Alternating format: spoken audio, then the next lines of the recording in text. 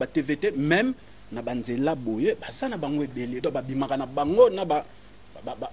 serre quoi ba serre to loba ba serre église na sens ba bimaka na bango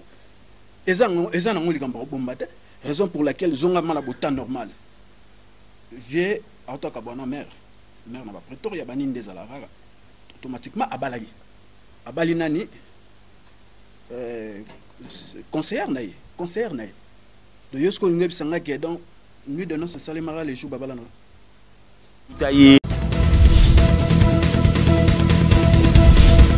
comprendre le ça donc soki ezalaki na vie na pire esprit net ba boule kaka to pesa net ba boule ba ngai mbala moko to solo ngo ba famille zon prend bureau ezawana bureau qui est rapide et moni petite tiena se senga nini moi mikie banini ndezala kaka eleki nango mais soki comme soki ba justice ba tele miso suko bwana ba justice na boye po kuna ya defate kuna ya TV zo la ka ba mambutu ndesiko ko mona ba ndo la ka ba paleno kala nde ba la ka ba pasteur mbiye ya ba Moïse mbiye ba mo la ka yo ba ako détailler yo ba détailler nzoto no mobima mo so on a bien tala ko tubaka na tache ba tanda akana tatu boya kana place bo et ridiculisera mutu. Balobi, abonnez-vous massivement. Kin Elengi TV, Yangondi Makam. Kin Elengi TV. Vous allez faire ce présentateur de l'émission de Sassatine Nageno Babo Garçon. Yannick Wenge, Yondi Makam. Bonjour, bonsoir, on a balayé sur votre humble simple journaliste béni. Mouette mikolo abenganya mulenge ponga linga mabete na émission na bino oyo babi bino bobike benu mesoko ye ayambela bino batu ya bien lelo tozali mingi na makambo ya toujours kaka ya papa na biso pasteur Mukuna lelo to yambi moko na yibite so azali mondimi na ye o azali mondimi na ete moko ya bandimi ya nzambe ya bato basala nzambe la kati mboka oyo to meka mpe ko décortiquer nini ndenge makambo ngo bazolo beza ya solo ou eza ya lokuta et na pesi bato nyonso basutenaka beni ou partout na monde bamota trop na pesi Keren Mayala la baronne mwasi ya pembe na Bruxelles na pesi bamota trop sans oublier c'est les ongles mobiles na pesi bamota trop et puis Julie Maziba Fondation Julie Maziba GM Babi Fondation na pesi pe bamota trop bisko talangai et puis sans oublier J Trocodor maboko bank babi le seul muto akabobilo na fu ici aboba filmé J Trocodor maboko bank mutalonga nzala na peso ambota trop et puis sans oublier Maître Boule le coffre électrique na peso trop champion babi champion za mo na kata jobo vato banda to ya bana invité na biso et to développer makambo ya Pasteur Mukuna et to eba yango na kati ya mission oyo bonjour. Avato banda yo moko se présenter avato banda Dozana Djobura c'est Gilles Senghor donc biso to défendaka makambo oyo ezana nzela o ezana nzela te en tout cas to telemela yango makasi parce que c'est la responsabilité pour biso to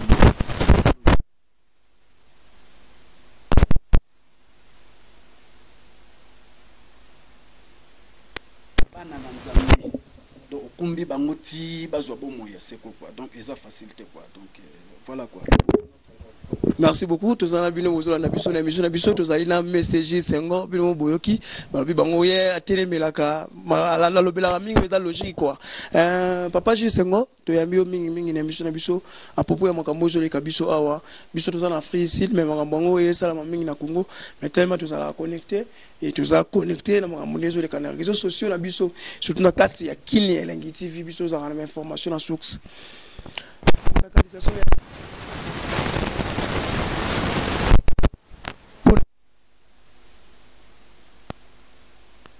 pour banoni lelo yo ba mutakaliser papa soki eza ya solo te ngana to éviter parce que pona yo moi message ko pesa na bato pona na message pona na mutakalisation ya Pasteur Mukuna. Donc premièrement c'est mutakalisation comme on normal hein? Donc mutu ko to ba bisa ba mutakaliser à deux fois et dérangera comme on normal mais c'est une explication à bateau exact non ils a ba montage ils a boyer mais vérité penza na likambo wana ezo ebanate pona a des fois pe ba remonter oye ba pété a des fois pesaka ya solo mais on lobby pas que ça dans un montage oye ba na pété mais moi je pense que justice ses alliés au moins que pour na bientôt ba na justice na yeda mwana ba na justice quoi partage justice nde ba reçoit sikoyo oyo ga ba preuve moko tangible so que za yoto justice ndo katalika pour na bango de ba mieux placé ya rolandela ba makambo bongo alors na yebi que bientôt là ba na justice ba partir wana nde troye ba na ba réalité et ba vérité mususu mais pour le moment vérité penza ezate donc soit pasteur Mukuna a raison ya makambo wana eza montage soit la dame là a raison que eza montage teza solo et puis image musu nazo mona eza ki elongi wana on dirait ya pasteur Mukuna te olongi wana on dirait ya mutu moko boye makokana na pasteur Mukuna sikoyo batrika ngoka ka banini babimisaka rayi est-ce que vous comprenez le quoi pour na moni ba lit oyo ba pasteur Mukuna ba koti c'est la politique déjà c'est hors la Bible na mamara mususu pour na musale la nzambe to pasteur à cause de la politique te donc en réalité ba marambo ya kande bongo si tu es pasteur quand tu es de l'autre côté ici politicien ou ça politicien raison pour laquelle au monde a même sous député a rosala na ba marambo sous te déjà suki ga wana zo le exemple à Zakari papa parce azala ki mutawili sangulo ba bino maintenant a commis la politique automatiquement atiki les sangulo donc a commis na plus biz na marambo mboka to défendre mboka parce que vie na mituna nga moko azalaka pasteur Mukuna ka pasteur to ka politicien bino batuwe ba mambono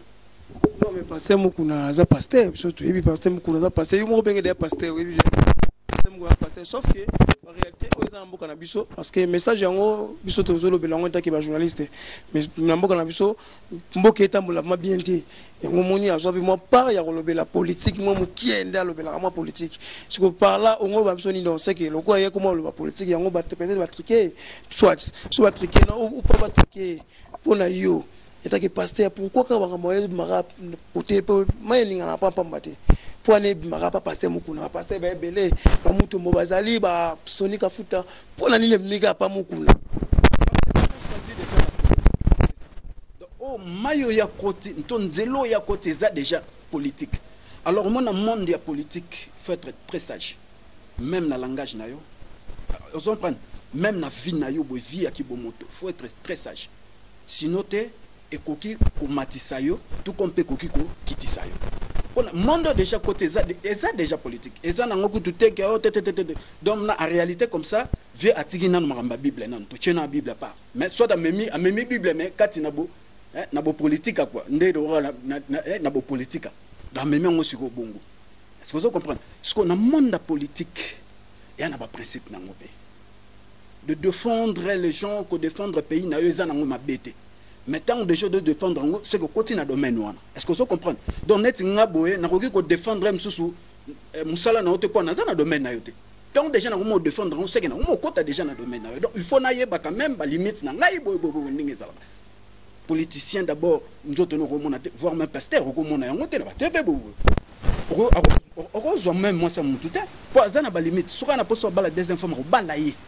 non mon politicien la troisième femme quatrième femme à balayer officiellement comme ça première fois na bali ba on a deuxième femme na ya la rappeler parlant peler car avant de célébrer makamba pas deuxième femme mais ce qu'il y a hypocrisie ndemabe ce que ce hypocrisie ndemabe ce que ba vena biso mususu ya ba pasta na nenga mabete na nenga penda ki bo normal et ça ba ndenga na bango be er mo pe boye ça na ngo pe normal pour na bango mo pe elobela bango rien pe ya bongo ba comprendre te za ndenge na bango de ndenge nini baza ndenge nini batongo ba pasta baza ndenge na bango mais ko expliquer parce que ça TV eza radio te depuis Botami ti okoliboy okoy ko tanga nombre de pasteurs oyo yebi babima na basi ya bato bazebele bazebele msusu misusu baloba na ba TVT même na banzela boye basana bango ebele do babimaka na bango na ba serre quoi ba serre to loba ba serre église na sanso babimaka na bango na bango eza na ngoli kamba bomba te raison pour laquelle zonga mala bota normal vie auto ka bona mère maire na ba Pretoria bani ndezala rara automatiquement abali nani conseillère naie de yosko ngeb sanga ke donc nuit de noces salimara les jours babala na to azala kana bon. Merci beaucoup. Donc yango wana donc nuit de noces salimara nango avant même libala donc c'est que bazala rappel na moi banzo bazaba tout le roi bisotala au moni lelo bato ba ko nso ba pasteur le roi Yesu la seule mutu oya yana mokila bima pena moi sita zonga era Yesu donc basela nzambe tout batikali oyo au moins na tango wana ba bramba Isaac do ozongi na tanga ba Noah donc kuna peto zala répéter to yebi pe ba réalité kuna de mais selon Bible nenge Bible et memeli mamrambu obiso to yebi c'était Jésus Christ de laisser ba tout batikali do c'est normal donc koki ko zala pe vrai na confirmer te et koki ko zala pe vrai raison pour laquelle le monde même a pasteur mbié banani o ba prêtre pena ba prêtre na ke no tshaka pe ba maboko bobo ko el roi ba mbinzo net ba biso to ko ya ma biloko wana te pa biso to eliga lo sambo parole hein suko yo yebi talaka niveau atondi sera ba salle ya danze kutu au salama cité de Bethel pe ba foule à craquer mais mon petit mo boé ndezala raka akoyisi peno suko lo nezanga pe gamba obape akoya pona mama moi si mutu na soko ya kana même ngayo pe na zo bisa yo na ko kipe ko ko pona mutu na ba sentiment ilokola batu nyos donc quelque part sikoyo tant justice et osala ce que musala nango ndeso droit parce que vérité ce qui a koya ki pe normal aza mutu ah senga ka bolimbe sit ndeka senga ka justice senga ka soki nini e ba devoir ka moi ba mike wana famille akune koti na kimia pe lit a continuer lit na ye lit e continuer nango mais ce qu'on a ba lit o ya politique et ana ba principe nango au moins tant au côté des gens dans le monde wana au contredire net ex ndamona abundela plus ko lobela net mo konzambo ka Joseph Kabila ça l'a bien été donc et ça déjà aux côté déjà dans le monde wana est-ce que vous comprenez alors faut ala quand même ba réserve na mamna yo sinon te ekoki ko dindisa yo tout compé ekoki ko tombola yo. OK, merci beaucoup nous balania so bolanda ko boko nyona pour la vidéo wana so eza yetu ebité so eza yete pour na yo message yo ko pesa pasteur mokunda message na ngeza consoler so eza yete consoler so eza ye opesi motoli parce que si siko to ebate so eza ye solo uyete omoni na ko solo moko omoni tangu moto e bandi kopela ndezala ka moment ya kobomango mais so que c'est peli déjà ton c'est comme difficile.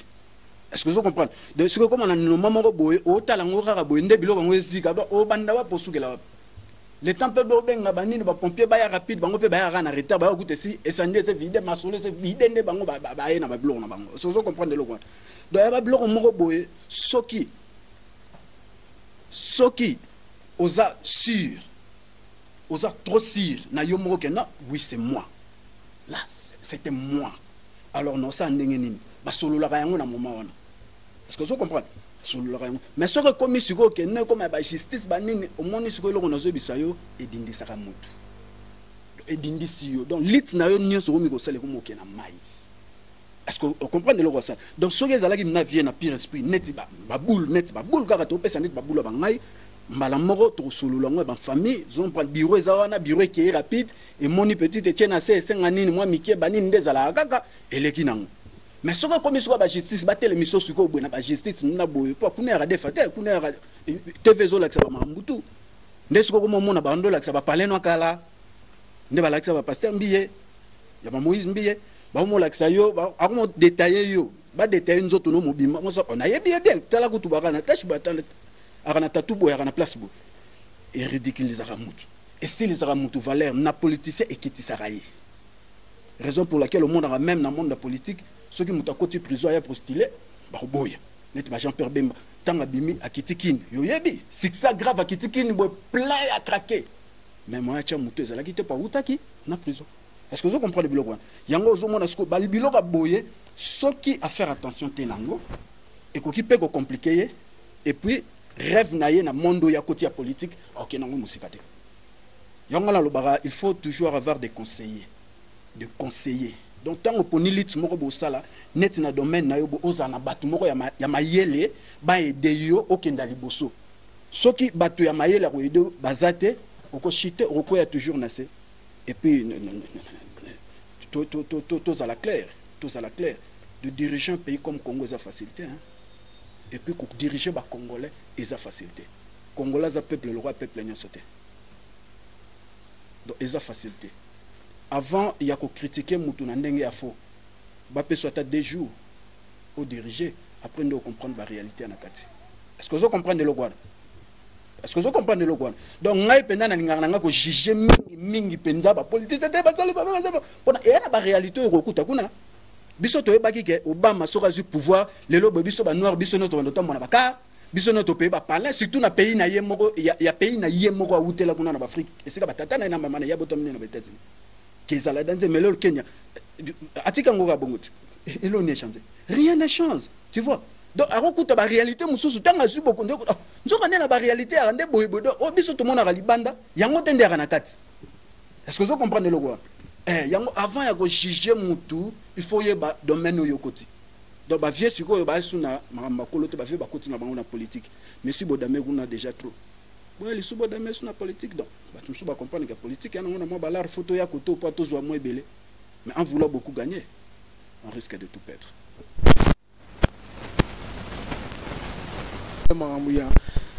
Moto na nzambe pasteur moto na oyoki biso ki pola ndeni makambo ya politique to kozala pe kaka bongo makambo politique bakota ona loyenge te po koyeba na nsi bolandi et papa Gilles to komima na suka ya mission na biso na invite so ko sa numéro na yo parce que bande ko ba na posa ya ko ko ya pale ko so na yo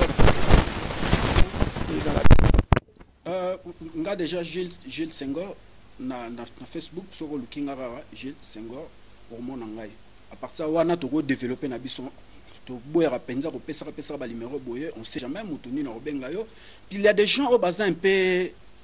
bandero na biso mususu ya ba congolais ba vraiment matirité. Donc à mon émission a bengi opona afinga yo. Donc na bito so finginga ndo ko gagner nini. Mais c'est mieux que to lookinga ta to pesa na ta ba idée bien que ko benga mususu so finga. Mutu mususu ko apprécier yo, mutu mususu ba ko kiko. Vous comprenez ça là? Yango wana quoi. Donc mon numéro déjà on a déjà sur looking na Facebook on a combo na ngozo ngai et pas partir wana ba to développer déjà quoi. Donc ba vie sikoyo ba yeba ke ba continue politique. Donc bazasko qui pasteur les sous-souté. Donc ba juger le roi pasteur té, ba juger le roi politicien parce que tu parles de la politique. Ce que Kabila fait au Congo, ngai naza mutakabila té ndebino bolo ba mutakabila. Ngala mutakabila té. Mais na ko solo moko hein. Lelo boy na moni batu misusu nga na mona ba betela Kabila maboko na kamwe. C'est toujours le même Jean Obanda ko finga. Non Kabila fakende. Non nous sommes tolembinde na mamba Kabila. Il fakende. Accueilli avec le pouvoir, même pas trop 5 ans comme ça, il y a des gens au Congo. Bazolo non, c'est mettre Kabila zonga. Ngana mono même na bastati na ba Oji sengo déjà ba mosenga biso mingi to kolobela mingi mukuna na bike jimusu to yamba yo to côté sous débat ya makambo oyo et puis na bese bande ko to bo soutenir rabeni ou me mbota to partout dans le monde le na ba na bo mutu teza mutu mo tunenga makambo yo pe waza po yazo beni ou me na Facebook abeta garçon taille métis noir na ba mingi ba lukanga na beni ou me bo mo na ngate na Facebook ba koma garçon taille métis noir et bo mo na mobali ya mundu la chocolat et puis la peste mon cordon yani wenge ba mota trop partout na moi bola ndanga linga rabino natina ça c'est votre humble simple journaliste Beni ou mechona mapi onia munagira